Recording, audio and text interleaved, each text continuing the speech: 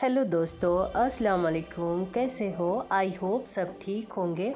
आज मैं इस वीडियो में स्किन केयर, चेहरे की स्किन के बारे में बात करेंगे और पिछले वीडियो में मैंने एक गलती कर दी थी, उस बारे में बात करेंगे और मस्का निकालेंगे। मस्का निकालते समय मैं क्या क्या टिप यूज़ करती हूँ आपको वो बताऊँगी और आप मुझे कमेंट बॉक्स में बताना मैं सही हूँ या नहीं। देखिए, सुबह के 6:15 बज रहे हैं और ये देखिए बारिश तो रुकने का नाम ही नहीं ले रहा है। चलिए, मैं यूसुफ के लिए टिफ़िन बना रही हूँ, पर आज मैं थोड़ी सी कंजूसी कर लूँगी। एक ही सब्ज़ी बनाऊँगी, मतलब टिफ़िन के लिए भी वही ब्रेकफास्ट जाएगा और घर में भी वही खाएंगे।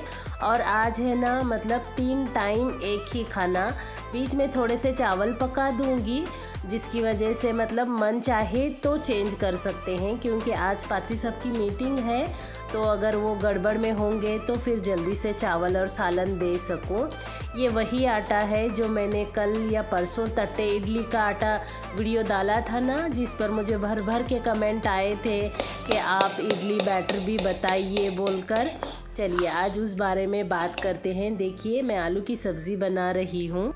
वैसे तो हम किचन क्वींस को कुछ क्वांटिटी बताने की ज़रूरत नहीं है, हम काफ़ी सालों से पकाते रहते हैं, हमें हर चीज़ का अनुभव होता है।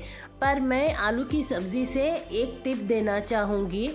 आप जैसी भी सब्ज़ी बनाते हो, लाल मिर्च की, हरी मिर्च की, फीकी, पर उसमें 1-आधा चम्मच धनिया पाउडर डालना ना भूलें। धनिया पाउडर डालने की वजह से है ना, सब्ज़ी का पूरी तरह से टेस्ट चेंज हो जाता है, ज़ुबान पे मज़ेदार जायका आ जाता है। आप एक बार ट्राई करना। मैंने बहुत बार ट्राई किया है और जब कभी भूल जाती हूँ धनिया पाउडर ना, तो मुझे मैसेज मिल ही जाता है कि वो बात नहीं आई बोलकर। तो इसलिए मैं भी आपसे बोल रही हूँ कि एक बार ट्राई ज़रूर करें। देखिए, इतनी बातों में मैंने कुकर लगा दिया। जब जल्दी का काम होता है ना, तब काम जल्दी नहीं होता है। आलू नहीं गले थे, फिर दोबारा से सीटी लगाई और प्याज को दूसरी तरफ कम फ्लेम पर गरम छोड़ दिया। वैसे ही प्याज तो गलना बाकी था ना। और देखिए, ये डोसा बना रही हूँ मैं। डोसा मैं काफ़ी बड़ा भी बना लेती हूँ, प्रैक्टिस के ऊपर होता है ना। और कितना जालीदार बना है देखिए। और ये आटा जब परफेक्ट होता है ना, तभी डोसा अच्छा बनता है। डोसा या इडली, साउथ इंडियन नाश्ते बहुत अच्छे बनते हैं। देखिए, कल रात में तेल ख़त्म हो गया था कैन में, मैंने थोड़ी सी मतलब कोताही कर ली। तबीयत ठीक है ना, रहने दो, जाने दो, सुबह देख लेंगे बोली मैं। देखिए, टाइम भी हो रहा है, उधर डोसा भी बन रहा है और इतनी गड़बड़ हो गई, मुझे तेल निकालना पड़ रहा है। मतलब काम टाइम पर नहीं करे ना, तो फिर आगे का काम लेट हो जाता है। इसलिए कुछ काम होते हैं ना, जैसे अदरक लहसुन का पेस्ट बनाना, तेल निकालना, आटा गूंदना, मतलब हर काम के पहले के जो काम होते हैं वो पहले ही करके रखना चाहिए, नहीं तो ऐसी गड़बड़ हो जाएगी। आज भी मुझे 5 मिनट लेट हो गई। यूसुफ बोल रहा था, अम्मी आपकी तबीयत ठीक नहीं है तो मुझे टिफ़िन में ब्रेड बांध दो अम्मी बोलकर। लेकिन वैसे भी तो दिन भर मैं कुकिंग करते ही रहती हूँ ना, बस थोड़ी सी गड़बड़ हो गई। जल्दी उठने के बाद भी मेरे हाथ नहीं चल रहे हैं। खैर, सभी के साथ ऐसा होता होगा, सर्दी ज़ुकाम होती है तो। देखिए, मैंने आज भूल कर उसको डोसा तोड़ कर नहीं डाला। फिर वो आकर बोला भी, अम्मी आज डोसा तोड़े नहीं थे आप बोलकर। और आपने घर की हालत देखी किस तरह से फैला पड़ा है। हर रोज़ रात में फैल जाता है, सुबह सुबह मैं उसको सीधा कर देती हूँ। ये पात्री साहब के पानी के बॉटल हैं, घर से ही भर कर लेकर जाते हैं। और ये दूध आ गया, दूध को हमेशा छान कर ही यूज़ करती हूँ। मतलब ये गौड़ी का दूध आता है मुझे, मैं भैंस का दूध लेती हूँ ना, तो फिर बाल वगैरह आने का डर होता है। और अच्छे से उबाल भी लेती हूँ। और ये चीज़ें हैं ना, थोड़ा भी देर कर दें तो दूध ख़राब हो जाएगा। तबीयत को रखेंगे साइड में। वैसे भी 2 हेल्पर है ना, तो कभी कभार ज़्यादा तबीयत ख़राब हो जाती है तो झाड़ू पोछा और बर्तन तो हो ही जाते हैं। और कभी कभार तो मेरी जितनी ख़राब होती है तबीयत, मेरे हेल्पर की उससे ज़्यादा। मतलब काम तो काम ही रहेगा। देखिए, मैं कल परसों सांभर पाउडर लाई थी ना, मसाला, आज वो यूज़ कर सांभर में बनाऊंगी मैं तो दल भी रही हूँ, क्योंकि थोड़ा सा मेरे दांत में पेन भी है और सर्दी भी हो गई है। चलिए, मैं आज कुछ ज़्यादा सब्जियां नहीं डाल रही हूँ, कितने भी सब्जियां दालों निकाल कर ही फेंकते हैं। मैं तो आजकल क्या बोल रहे हैं, प्याज का ही सांभर बना रही हूँ, पर चलो आज एक गाजर भी डाल देती हूँ। वैसे सारी इंग्रेडिएंट और क्वांटिटी आपको डिस्क्रिप्शन बॉक्स में मिल जाएगी। वैसे मैंने 100 ग्राम दाल ही ली है। देखिए बाकी तो वीडियो में रेसिपी के लिए वीडियो फॉलो करेंगे ना तो हो जाएगा। वैसे भी हम किचन क्वींस को क्वांटिटी भी बताने की ज़रूरत नहीं होती है। जो लोग न्यू हैं उनके लिए क्वांटिटी ज़रूरी होती है। देखिए हमारे घर में 4 लोग हैं, 5 लोग हैं, हमारे घर में सांभर ज़्यादा खाते हैं, कम खाते हैं, उस हिसाब से हमें हर चीज़ बनाना पड़ता है। पर बस इतना देखेंगे कि किस चीज़ के बाद क्या डाल रहे हैं और क्या क्या डाल रहे हैं, ये देखेंगे तब भी हम बहुत अच्छा सांभर बना लेंगे। वैसे मैंने क्या गलती की थी पिछले वीडियो में, मैं क्या करी थी, इडली का बैटर पूरी तरह से बनाते हुए नहीं दिखाई। शायद इससे पहले वाले वीडियोस में दिखाई होंगी बोलकर, पर इडली इतनी अच्छी बन गई, फिर मुझे ही एहसास हुआ अरे बाप रे, इसके साथ 1-2 क्लिप जोड़ देती मैं आटा कैसे पीसी हूँ, कैसे भिगाई हूँ बोलकर, तो सभी लोगों को पीछे वीडियो में जाना नहीं पड़ता, इडली का बैटर सही से बन जाता बोलकर मुझे ही थोड़ा सा फील हुआ। लेकिन उस वीडियो पर मुझे कमेंट भी वैसे ही आए, आपने इडली का बैटर नहीं बताया, कितने देर चावल भिगाए वो सब बताइए बोलकर। फिर मुझे जब एहसास हुआ था ना, मैं वीडियो पब्लिश करने से पहले ही डिस्क्रिप्शन बॉक्स में क्वांटिटी और मैंने क्या क्या किया था इडली बैटर के लिए वो सब लिख दिया है। फिर भी डिस्क्रिप्शन बॉक्स में जाकर पढ़ता कौन है, वीडियो देखने में आसानी हो जाती है ना, और सुनने के बाद समझ में भी जल्दी आता है। कभी कभार तो हम वीडियो लगाकर अपना दूसरा भी काम कर देते हैं। तो मैं कोशिश करूँगी आने वाले वीडियो में स्पेशल इडली का बैटर भी बनाऊँगी और मेरे पसंद का सांभर भी बनाऊँगी, जिसका मसाला झटपट आप घर में बना सकते हैं। और देखिए ये कल का मटन का सालन है, आज भी खाना पड़ेगा, और साथ में स्पेशल मसाला डोसा का बैटर भी अलग से बनाऊँगी। मतलब आने वाले वीडियोज़ शायद सीरीज़ में ही जाएंगे, क्योंकि आप सब लोगों के कमेंट भी आ रहे हैं कि इडली बैटर बताइए, और एक वीडियो में सब कुछ मिल जाना चाहिए। मैं ऐसी कोशिश करूँगी क्योंकि आपको दोबारा इधर उधर पिछले वीडियो में जाना ना पड़े, कम से कम एक रेसिपी के लिए। तो बाकी चीज़ें तो आपको जानना है तो मेरे पिछले वीडियोस में जाना ही पड़ेगा। जैसे अभी मैं सांभर मसाला बनाकर सांभर बनाऊं तो मसाले का एक वीडियो बन जाएगा और सांभर बनाने का एक वीडियो बन जाएगा।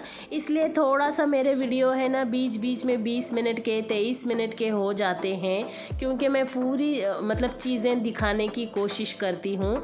चलिए सांभर तो बन गया। वैसे सांभर काफ़ी अच्छा बना था, और ये यूसुफ का रूम इतना फैला पड़ा है, इसको साफ़ करना है। और मैं एक बात बता दूँ आपको, मैं कौन से भी तवे पर डोसा उठा लेती हूँ, जैसे जर्मन के, लोहे के, नॉन स्टिक की तो बात ही अलग होती है, ट्यूं करके उठ जाता है वो। ये देखिए ये आधा सारा काम करी, फिर पादरी साहब बोले रानी ब्रेकफास्ट दे दो बोल के, फिर उनके लिए ब्रेकफास्ट बना ली। वो गुस्सा भी कर रहे थे, इतना फास्ट ला कर देती है, होटलों में क्या इतना फास्ट देते हैं क्या, और 3 क्यों दी है, 2 ही दे बोलकर 1 छोड़ कर गए। वैसे वो मुझे गे से बात नहीं करते हैं, मतलब जी भी नहीं लगाते हैं, तुम लाए थे, तुम दिए थे, ऐसे बोलते हैं। पर जब भी वीडियो में बोलना रहता है ना, मेरे हाथ से गड़बड़ ही हो जाती है। देखिए मैंने ये रूम भी साफ़ कर लिया है, मैं पूरी तरह से डस्टिंग करके मेरे हेल्पर को दी थी, उसने झाड़ू पोछा कर लिया। ये ब्लैंकेट तो कभी घड़ी नहीं होती है, आपको तो पता ही होगा ना इसकी सारी बातें। और मैंने 2 रूम के बेडशीट नहीं बदले हैं, बारिश चल रहा है, इतने बड़े बड़े बेडशीट कहाँ सूखने डालूं, अगर नहीं सूखेंगे ना तो चूहा मरे सो स्मेल आएगी। बस ये हॉल की बेडशीट एक चेंज कर ली है, वाइट भी डाली थी और सिंगल भी है, धो लेंगे तो जगह बन जाएगी सूखने के लिए। जिस घर में 4 से 5 बार खाना पकाया जाता है ना, तो वो किचन काउंटर कभी साफ़ नहीं रह सकता। अभी मैंने पादरी साहब का ब्रेकफास्ट दिया और मैं बहुत ज़्यादा थक गई थी, सर्दी की वजह से बहुत परेशान हूँ मैं, तो फिर मैं इसे जैसे कि वैसा छोड़ दी और जाके रेस्ट कर ली। अब रेस्ट करके दोबारा काम करूँगी। काम करके थक गई थी बोल के रेस्ट कर ली, अब रेस्ट करके ठीक हो गई बोल के काम करूँगी। एक्चुअली मैंने है ना थंबनेल में सुआ बताया है, क्योंकि ये सुई मेरी दिख ही नहीं रही थी ऐसे करके, तो फिर सुहा बताया तो आप लोग शायद क्लिक करेंगे। देखिए यहाँ पे थोड़े से ब्लैक ब्लैक स्पॉट्स हैं ना मेरे, ये लगभग 8-10 साल पुराने हैं, अभी नए नहीं हैं, लेकिन अभी देखिए 2-4 दिन से दिख रहे हैं और हमेशा ऐसे दिखते हैं और ऐसा करने के बाद चले जाते हैं। ये देखिए ये एकदम बारीक जरदोजी की सुई है और ये इसको मैंने डेटॉल से धोया है और जब लेती हूँ तब नया लेती हूँ, गर्म पानी में धोती हूँ। और क्या बोले तो वो एक दूसरा इंस्ट्रूमेंट भी मिलता है, वो ऐसे ऐसे करने का जो दाढ़ी के लिए करते हैं ना, वैसा फेस के लिए भी मिलता है, पर बहुत सारे जगह नहीं है ना मुझे, तो मैं इतना ही कर लेती हूँ। देखिए ऐसे सुई से जस्ट टच करती हूँ और छोड़ती हूँ।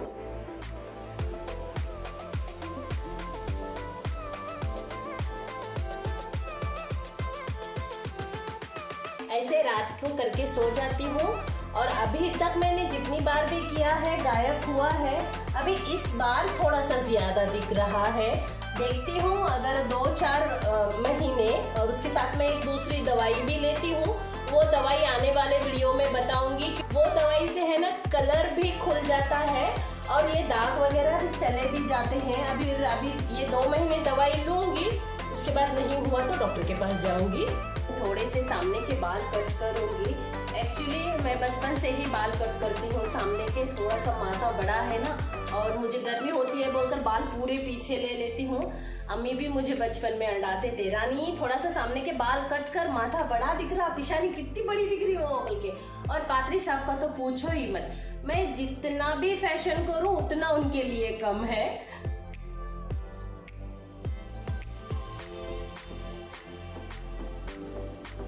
एक्चुअली मैं थोड़ा सा इधर से ज़्यादा लेकर कट करती हूँ क्योंकि एक आधी लड़ी इधर भी पड़ना चाहिए, 2-3 लड़ी इधर भी पड़ना चाहिए।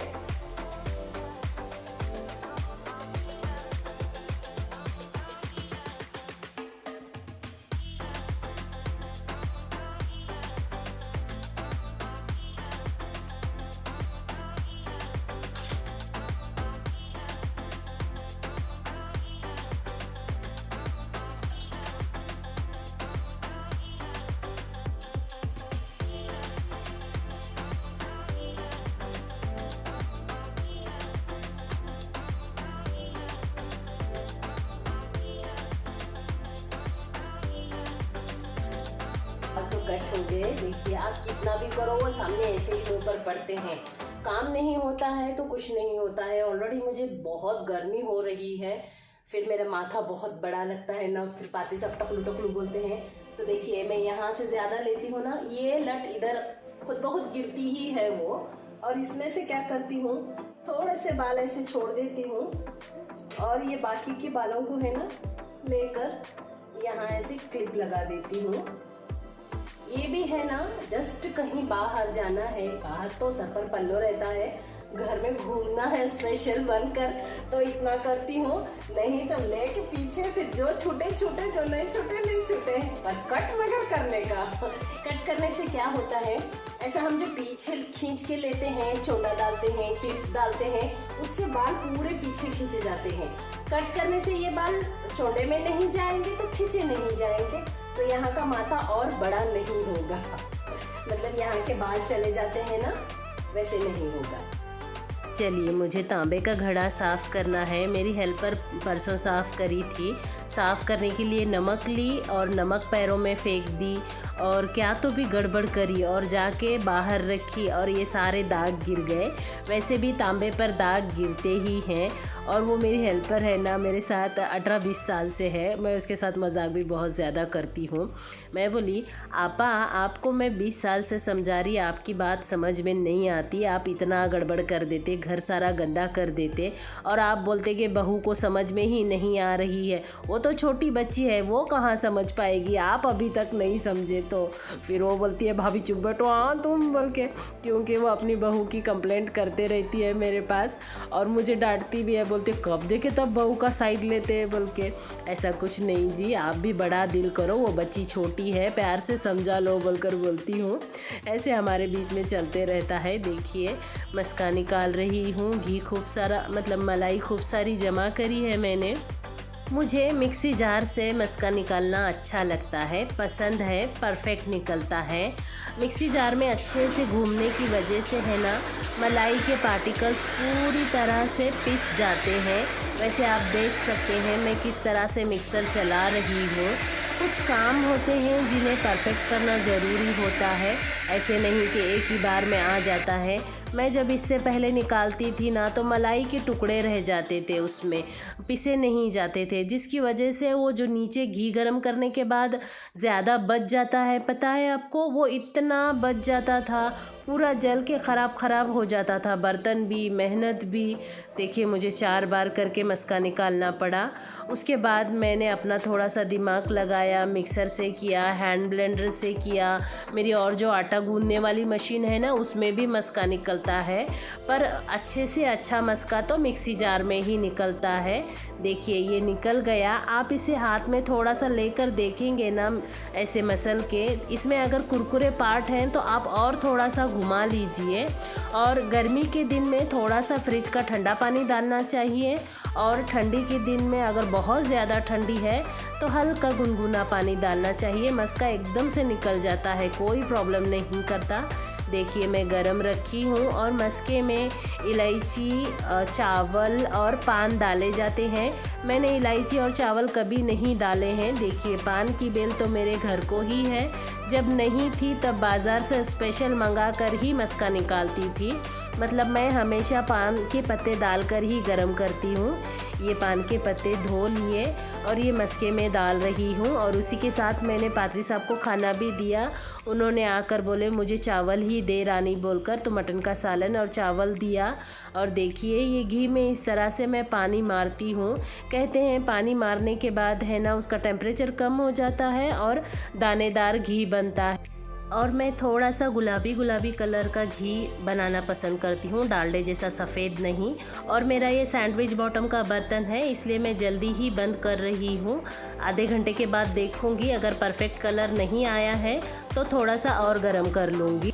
और जब मस्का निकाल लेते हैं, गरम करने से पहले 1 या 2 पानी से धो लेना चाहिए, उसका कसर पूरा निकलता है। तब भी घी गरम करते हैं ना, नीचे जलता नहीं है।